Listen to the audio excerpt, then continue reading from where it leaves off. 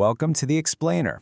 Today we're digging into a question that really stumps a lot of people. What do you do with a sloped lot? Is it a huge problem to be avoided at all costs? Or is it actually an opportunity in disguise? Let's find out. You know the feeling? If you've ever looked for property, especially in a beautiful hilly area like the Tri-Cities of Tennessee, you face this exact dilemma. You find the perfect view, the perfect spot, but it's on a pretty serious slope. So what do? Well, the first thing everybody's going to tell you is, don't buy that lot, it's too steep. And look, that advice comes from a real place. People are worried about surprise costs, water problems, and just really complicated construction. But what if that common wisdom is actually holding you back? Today, we are going to find the hidden value in that hill. Okay, so here's our game plan. First, we're going to look at the real challenges, no sugarcoating.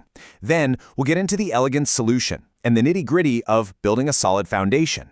After that, the fun part, design. We'll talk real costs and payoffs, and finally wrap up with the mindset that turns that slope into your greatest asset. First up, the hillside challenge. Let's be honest about the very real things you're up against when you build on the rolling hills and steep ridges you find in a place like East Tennessee. Yeah, the local terrain isn't exactly a walk in the park. You're often dealing with this expansive red clay soil that, I'm not kidding, acts like a giant sponge. It just swells up when it gets wet. And then, right underneath it, you could hit a wall of unpredictable limestone bedrock that can be a total budget killer. It's no wonder people get nervous about foundation costs and water issues. So, with all of those headaches, why would anyone even consider building on a slope? Well, because if you stop trying to fight the hill and you start working with it, you unlock this incredibly elegant solution. This is what we call the walkout advantage. This comparison right here tells the whole story. I mean, think about a traditional basement, right? It's underground, it's dark, it's where you put your Christmas decorations. But now look at the walkout. Because the slope of the land exposes that entire back wall, you get full-sized windows, you get glass doors, it completely stops being a dark cellar and becomes a bright, airy, and seriously valuable part of your home. And here it is. This is the secret sauce. The foundation and the roof are almost always the two most expensive parts of building a house. With a walkout basement, you're already paying for those anyway. So for just a little bit more, you're getting an entire extra floor of living space. You're basically turning what would have been a wall of dirt into a living room. It's an incredible value. But, and this is a big but, to actually get that value, you have to build it right. This isn't something you can cut corners on. It means respecting the science and the specific engineering challenges of the area. Okay, your number one enemy is a term called hydrostatic pressure. It sounds fancy, but it's pretty simple.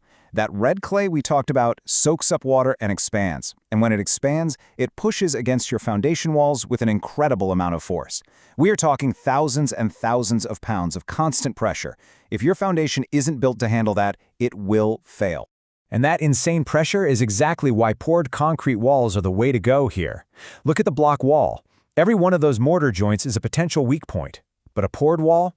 It's one solid monolithic piece of concrete, reinforced with steel rebar. It's basically a fortress wall, built to resist that sideways push from the soil. Now, a strong wall is only half the battle. Waterproofing is completely non-negotiable. And as you can see, it's not just one product, it's a whole system. You start with a heavy-duty membrane on the outside of the wall, then you add a drainage board to create an air gap, then a French drain at the very bottom to collect the water, and often a sump pump to actively pump it away. You just can't skip any of these steps. All right, so once we have a foundation that's strong, solid, and bone dry, we can shift from the technical stuff to the really fun part, designing your dream space and turning that foundation into a functional home.